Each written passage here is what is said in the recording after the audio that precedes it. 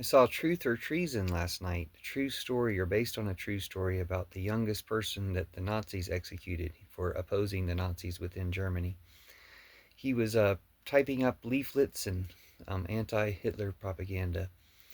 And I guess it's a British movie. Everybody had British accents in it. I guess it was a British movie. I don't think they could make that movie in America because Trump would stop them because it probably would really hurt his feelings to point out who the bad guys were in that war.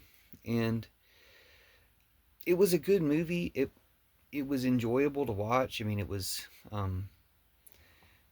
somewhat put it. I don't know. In some ways, it felt like a typical Nazi family with an emo kid.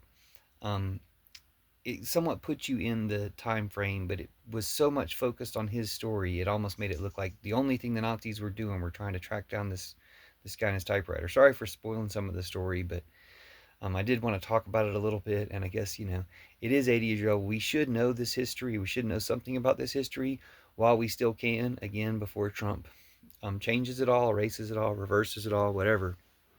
But we definitely appreciate anybody making a movie against Nazis, especially in this time. I just wish there could have been something that put it in some sort of context that you can think about things in this time. You can think about the parallels between what's going on in the movie and what's going on in this time. Except this time seems a lot worse than the things they depicted in the movie.